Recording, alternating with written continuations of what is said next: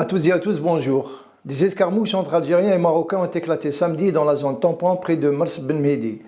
Cet accrochage est venu après que des Marocains eurent insulté en des termes offensants l'Algérie, pays du 1,5 million de shahids selon des sources de Numedia News. Les provocations marocaines ont commencé vendredi après-midi lorsque des Algériens sont sortis brandissant l'emblème national suite à la violation du consulat d'Algérie à Casablanca et le discours belliqueux du roi. Ne supportant pas les insultes, certains Algériens ont tenté de pénétrer dans le territoire marocain pour répondre à la provocation. Ils furent empêchés par les gardes frontières. Le mouvement de résistance islamique Hamas a accusé le président de l'autorité palestinienne, M. Mahmoud Abbas, de tenter d'inverser les rôles en l'accusant de s'immiscer dans les affaires égyptiennes.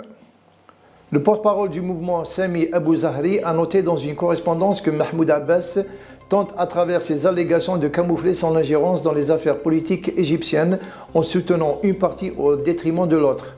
M. Zahri confirme que ce mouvement s'est engagé dans la voie de non-ingérence dans le conflit égyptien. La porte-parole du ministère des Affaires étrangères américaine, Jennifer Psaki, a déclaré vendredi que la visite de John Kerry en Algérie et au Maroc a été reportée en raison de la participation du secrétaire d'État au sommet de Genève aux négociations en cours sur le programme nucléaire iranien. Jennifer Psaki a ajouté que John Kerry a prévu une tournée au Moyen-Orient où il se rendra également en Arabie Saoudite en fin de semaine selon son calendrier. Le ministère des Affaires étrangères de la République démocratique du Congo, Raymond Tshibanda, a confirmé à Paris la signature lundi d'un accord de paix avec la rébellion du M23, promettant en outre l'éradication des autres groupes.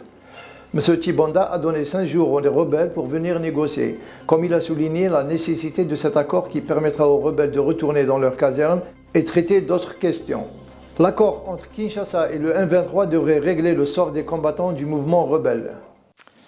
Les entretiens sur le programme nucléaire iranien se poursuivent à Genève après d'intenses négociations vendredi entre les ministères des Affaires étrangères iraniens et les grandes puissances occidentales pour parvenir à un accord malgré la persistance des différends.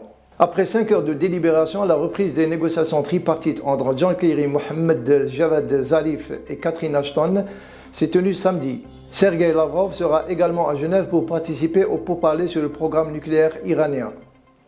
Voilà, c'est la fin de notre édition. Merci de l'avoir suivi. Excellente journée à vous. Au revoir.